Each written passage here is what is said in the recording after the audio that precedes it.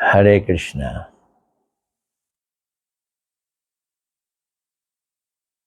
श्रील प्रभुपाद जी का उपदेशामृत।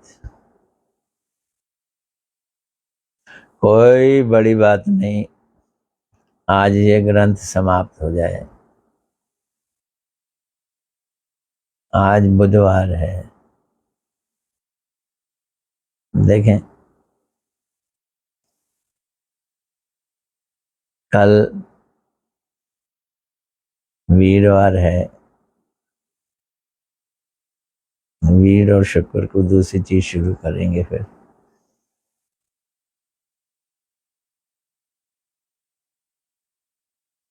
नमो विष्णुपदाय राधिकाय प्रियात्मने श्रीमद् भक्ति वेदांत नारायण गोस्वामी इति नामिने श्री कृष्ण लीला कथने सुदक्षम औदार्य माधुर्य गुणश्च युक्तम वरम वरेण्यम पुरुषम महांतम नारायणं त्वां शिरसा नमामि।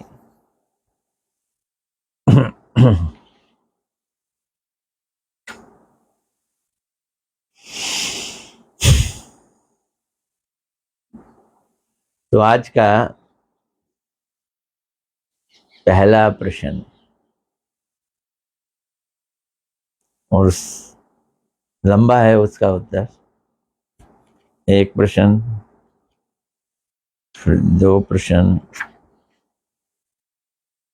अभी हैं, 2 3 4 5 हैं। शायद अगर आज ना हो तो थोड़ा थोड़ा करके आज और कल कर लेंगे। कहते हैं ना, आजकल क्यों कर रहा है, मैं ही कर रहा हूं आजकल। क्या गुरुदेव के चरण कमलों में श्रद्धा ही भक्ति का मूल है? ये प्रश्न ही अपने में बड़ा जोरदार है। कहा तो गया है गुरु निष्ठा ही सर्वमान्य है। हमारे गुरुदेव कहते थे गुरु निष्ठा भक्ति की रीढ़ है।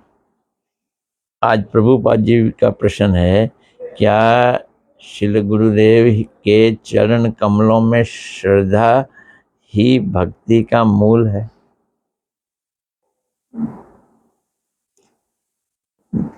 मैंने पढ़ा नहीं है पर मैं कहूँगा। प्रभुपाद जी कहेंगे जी हाँ। नहीं, जी हाँ नहीं कहा, बोलते हैं अवश्य ही। ये जी हाँ का भी बाप है। अवश्य ही भक्ति के उदित होने से पहले संबंध ज्ञान अति आवश्यक है। भक्ति उदित कब होती है? जब संबंध ज्ञान हो। संबंध ज्ञान अति आवश्यक है।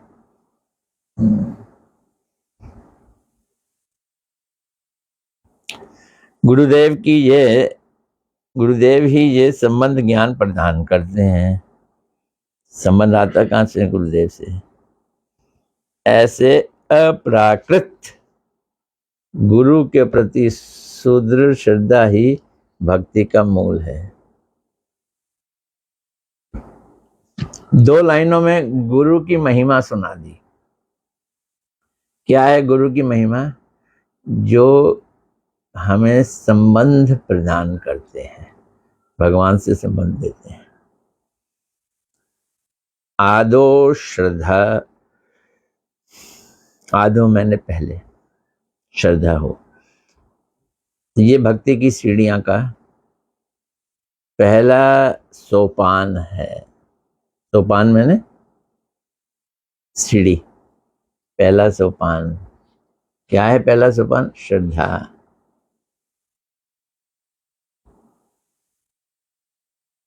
जगत में बहुत प्रकार के धर्म हैं।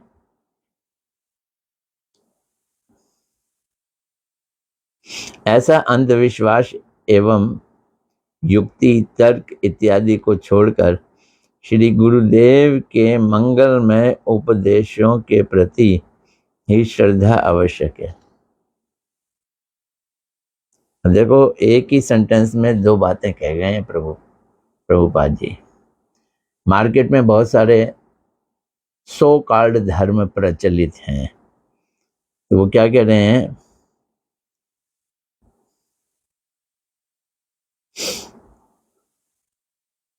उन धर्मों के प्रति अंधविश्वास, तर्क, युक्ति उन्हें छोड़कर फिर खाली गुरुदेव के मंगलमय उपदेशों के प्रति श्रद्धा आवश्यक है। ये पॉइंट है बड़ा जबरदस्त।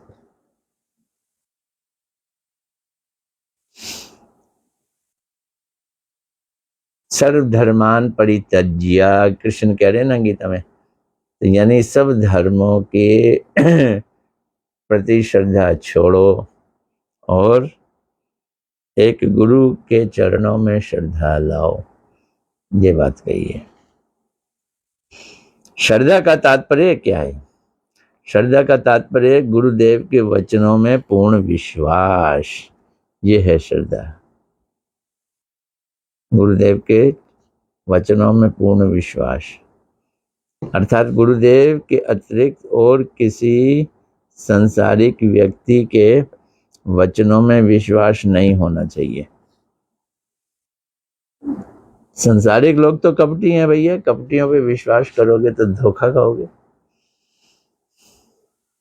अतः इस जगत की समस्त बातों को त्याग कर हमें गुरुदेव के वचनों पर पूर्ण विश्वास रखना चाहिए। दुनिया की सब बातें त्याग दो। प्रभु बाजी बड़े सख्त हैं, दुनिया पकड़ने नहीं देंगे।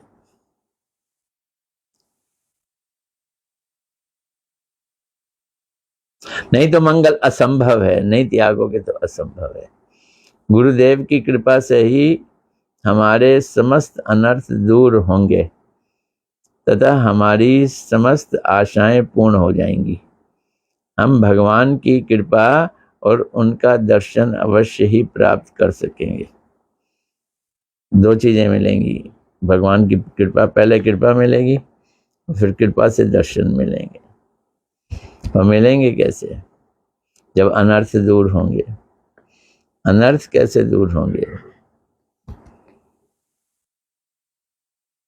गुरु की कृपा से अनर्थ दूर होंगे।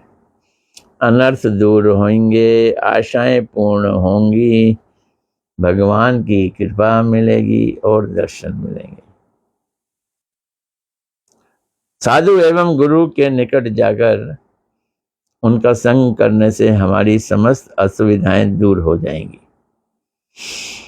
तथा हमें शुद्ध भक्ति की प्राप्ति हो जाएगी।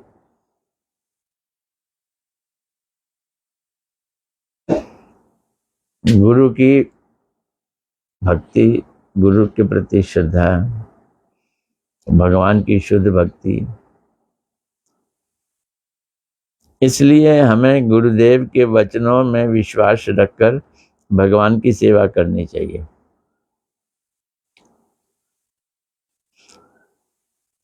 गुरुदेव हमें उत्तम वस्तु दे रहे हैं, वो क्या है?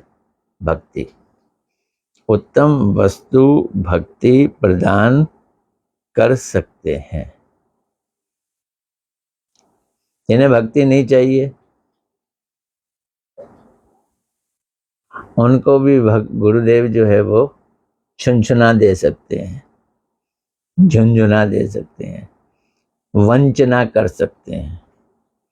यदि सौभाग्य से हम सद्गुरु को प्राप्त कर लेते हैं तभी हमारी रक्षा हो सकती है तथा हम भगवान की सेवा प्राप्त कर सकते हैं। गुरुदेव सर्वदा ही हमारे दिव्य ज्ञान एवं भक्ति प्रदान करने के लिए तत्पर रहते हैं। गुरु की क्या तत्परता है? हमें दिव्य ज्ञान दें और भक्ति प्रदान करें। मैं गुरु को चलाऊंगा, यह नास्तिक विचार है। गुरु मेरी माने, क्यों?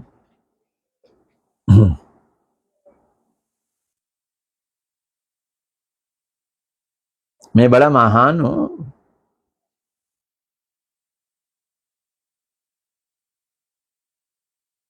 क्या मानता है तुमको? मेरे पास गुरु कृपा है। किसी दिन गुरु से भी भिड़ जाएंगे, गुरु को कहेंगे मेरी मानी है, गुरु कहेंगे भाई क्यों तेरी मानू? गुरु कृपा जो मैं पाता हूं। तो ऐसे गुरु कृपा नहीं मिलती है जब हम गुरु से भिड़ जाएं।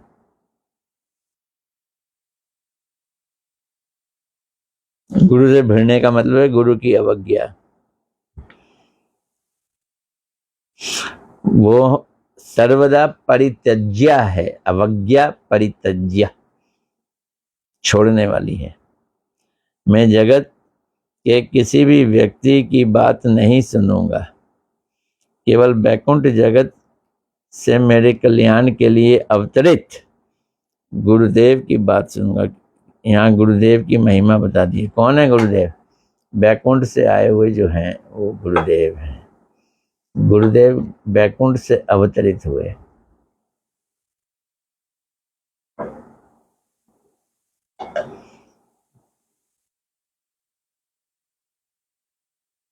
हम अणु चैतन्य हैं, परंतु गुरुदेव की कृपा से विभु चैतन्य भगवान के निकट जा सकते हैं। अणु चैतन्य भगवान के पास पहुंच जाए, निकट पहुंच जाए, जो विभु चैतन्य है। अणु भी विभु हो जाएगा भाई। हम जागतिक लोगों का संग परित्याग कर अपने नित्य प्रभु भगवान के पास जाएंगे।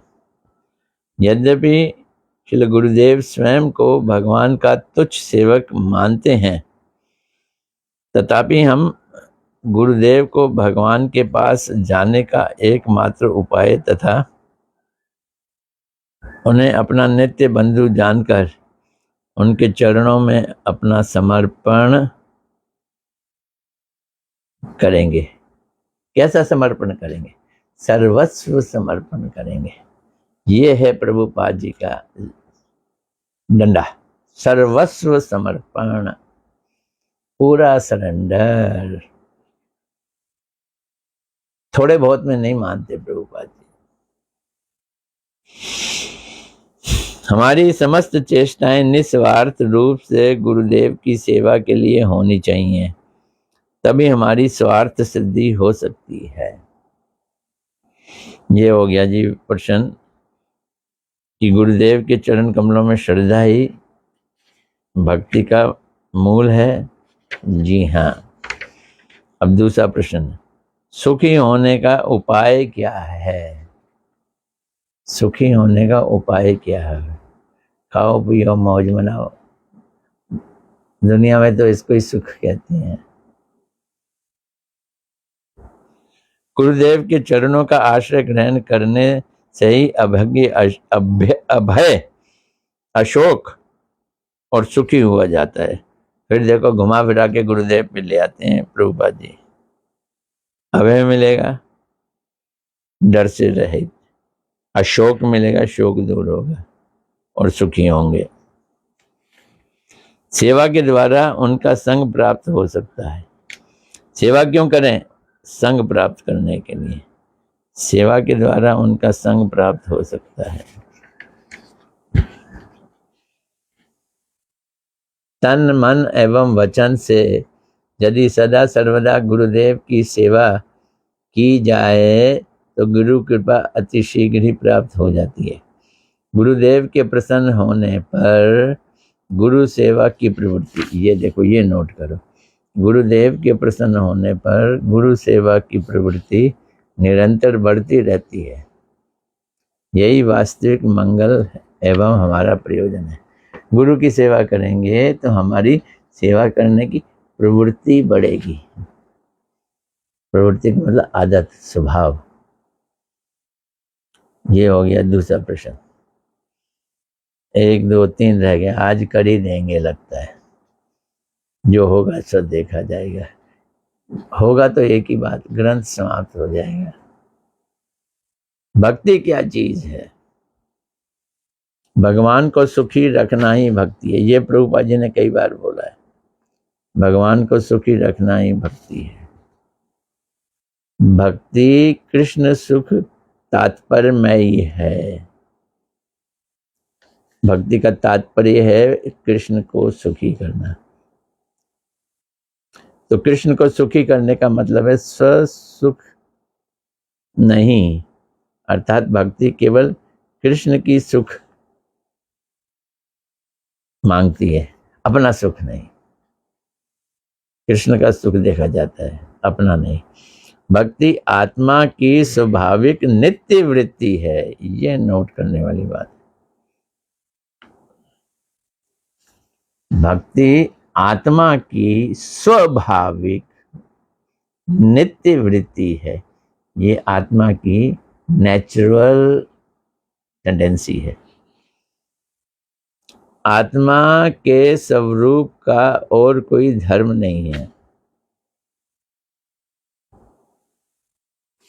भगवान की भक्ति करना यही आत्मा के स्वरूप का धर्म है। इसके अतिरिक्त जितनी भी वृत्तियां हैं जो हम देखते हैं, वे सब आत्मा का धर्म अथवा जीव का स्वरूप का धर्म नहीं है। भक्ति मनोहर ठाकुर जी कह रहे हैं ना, जैव धर्म है, वो निसर्ग है। आत्मा के धर्म के ऊपर मिलावट आ गई है। किसी से संग करने से उसका धर्म बदल गया।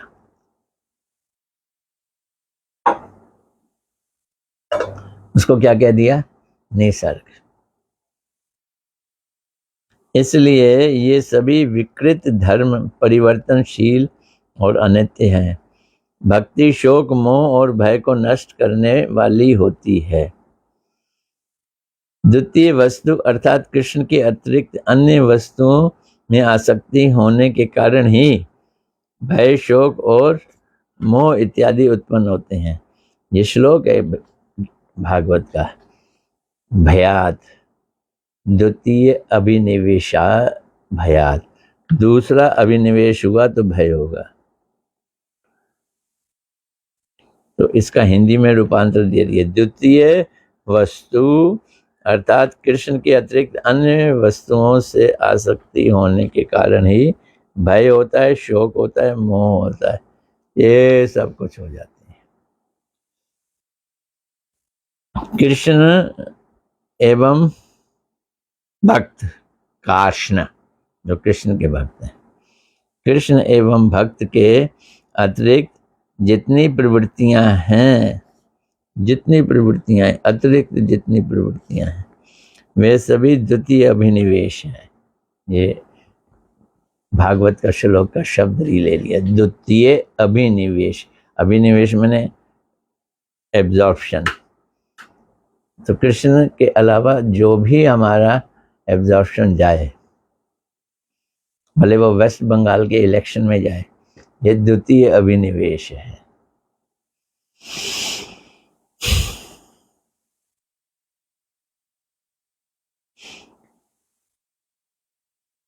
भक्ति एक अभिनिवेशमयी,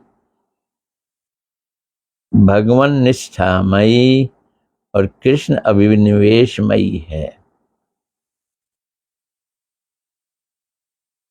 एक ही वस्तु, भगवान के प्रति आविष्टता, बस यही है प्रभुपाद जी का विचार।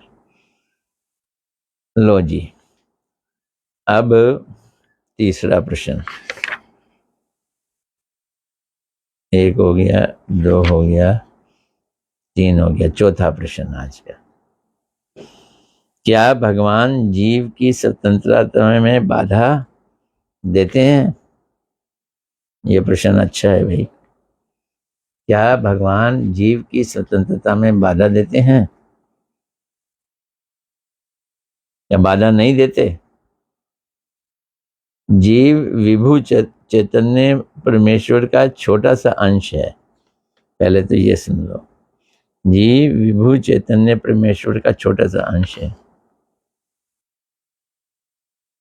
अब समुद्र का जो जल धर्म है, वही जल धर्म एक बूंद का भी होता है।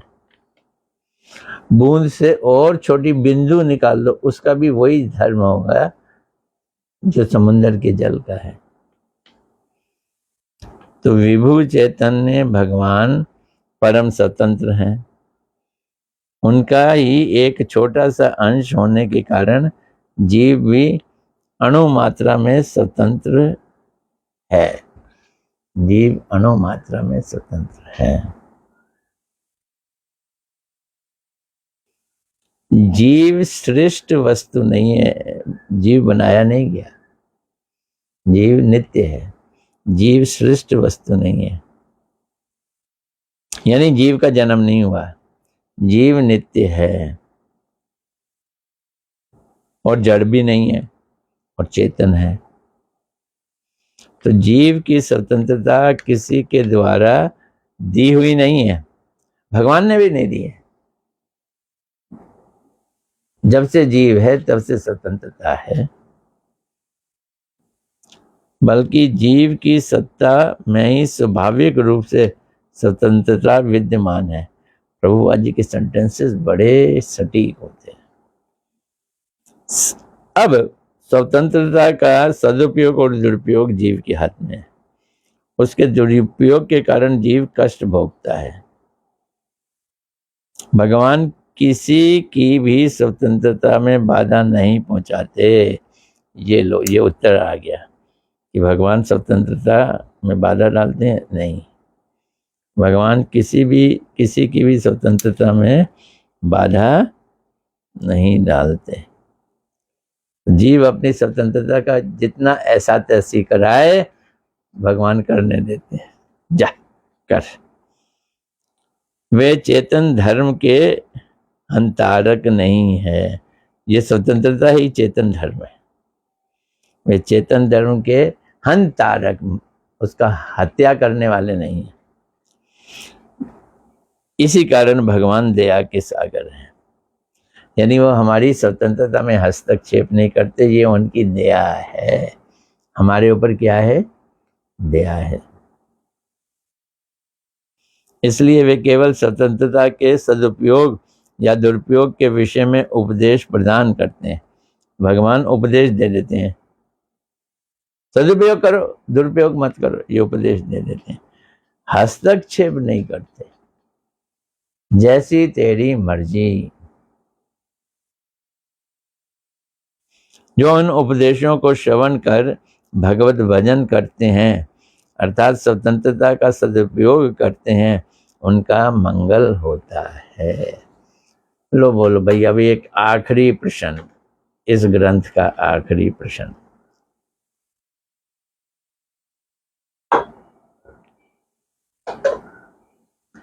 ग्रंथ की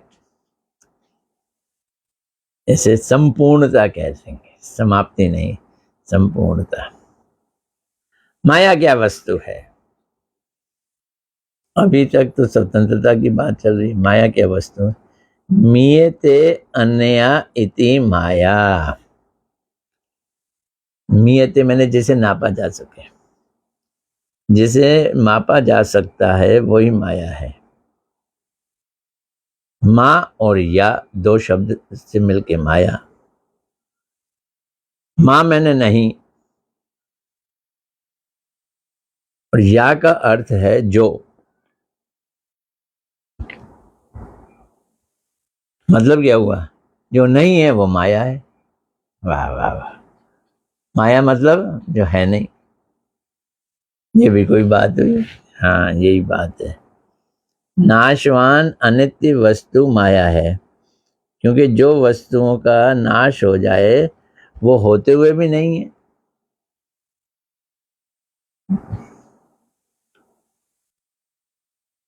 एक कोई फिल्मी गाना था,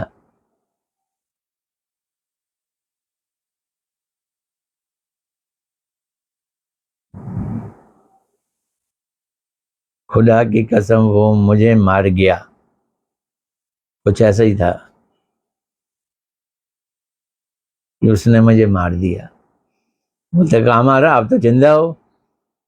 तो बोलता है ये भी कोई जिंदगी है? वो कह रहा मुझे मार गया, और बोलता है तुम तो जिंदा हो, बोलते ये भी कोई जिंदगी है। तो ऐसे ही प्रभुपाद जी कह रहे हैं, जो भगवान का नहीं है वही माया है। भगवान माया के पति हैं।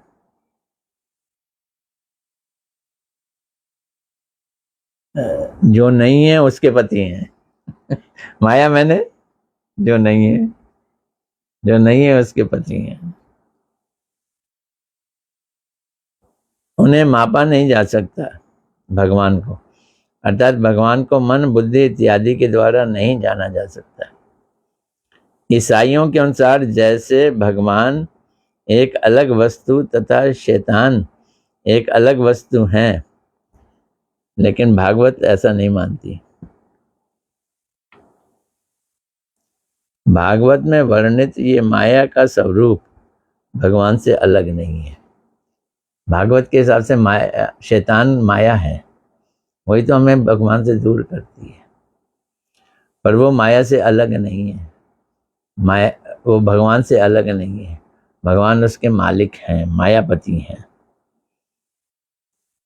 भगवत मत के अनुसार कृष्ण बहिर्मुख जीव को दंडित कर उसका संशोधन करना चाहते हैं, तो खुद तो नहीं करते। ये कार्य सौंप दिया उन्होंने, किसको? माया को। जीव को दंडित कर उसका संशोधन करना माया का कार्य है। एक तरफ तो माया जो नहीं, समझ लो, जो नहीं है का मतलब है जो नित्य नहीं है पर नित्य नहीं है। क्या काम करती है? दंड देती है। तो दंड भी नित्य नहीं है, टेम्परेरी दंड देती है। किस लिए देती है? हमारा सुधार हो जाए। और ये माया भगवान के पश्चात प्रदेश में अवस्थित है, बैक साइड में है। पाश्चात मतलब बैक साइड।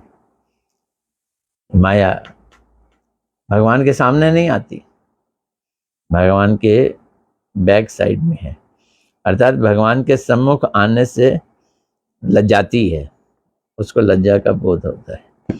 माया क्या है? जिसे नापा जा सके। माया क्या है?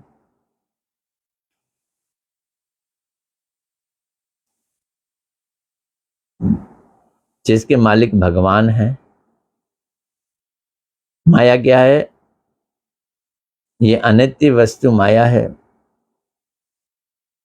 भगवान माया के पति हैं। और अंत में बोल दिया ये भगवान के पीछे रहती है, भगवान के सम्मुख नहीं आती, लज्जा करती है, लजाती है। लो जी, ये अंतिम प्रश्न का उत्तर भी हो गया। ग्रंथ खत्म। कल कोशिश करूंगा प्रभुपाद जी का दूसरा ग्रंथ है, उसमें उन्होंने उदाहरण दे रखे हैं। उदाहरण पढ़ते हैं, देखें वो अगर ग्रंथ आप लोगों को पसंद आए तो उसको हम आगे चलाएंगे। वो अगर चल गया तो वो भी हो सकता है, कोई बड़ी बात नहीं, 1 महीना तो ले ही जाए। चलो आज इतना ही। हरे कृष्णा कृष्णा कृष्णा हरे हरे, हरे राम राम राम हरे। सब समय पे हो गया, 12 बजे सब खत्म हो गया। देखो कौन कौन आया है आज हमारे ग्रंथ के समापन में, किस किस ने सम्मिलित हुए हैं। और मनीष मानू तो पहले आमने सामने हो गए। दूसरे नंबर पे वीना भल्ला जी, हरे कृष्णा धन्यवाद। महक वर्मा जी, हरे कृष्णा धन्यवाद। आशीष दुग्गल जी, आशीष नहीं, अंशिता है, मेरा नाम ही गलत बोल गया। हमारी बच्ची अंशिता दुग्गल, हरे कृष्णा धन्यवाद। मालिनी जी, हरे कृष्णा धन्यवाद। कमाल जी, हरे कृष्णा धन्यवाद। इंदु जी, माता पिता बेटी आज तीनों आ गए। हरे कृष्णा, धन्यवाद। ग्रंथ के समापन पे और कौन है? उषा गुलानी, हरे कृष्णा, धन्यवाद। इंदुमती दासी, हरे कृष्णा, धन्यवाद। नीलू भाटिया जी, हरे कृष्णा, धन्यवाद। वीना भल्ला जी, हरे कृष्णा, धन्यवाद। तो आज श्री प्रभुपाद जी के उपदेशामृत के ग्रंथ का संपूर्ण समापन हुआ। बड़ा पिंच हो रहा है, कष्ट हो रहा है। डंडा मार भाषा, डंडा मार उपदेश, जिसे मैं कर नहीं सकता वो वाले उपदेश आज समाप्त हो रहे हैं। चलो कोई बात नहीं। हरे कृष्णा, धन्यवाद। कल मिलेंगे फिर उदाहरण वाले ग्रंथ से। हरे कृष्ण।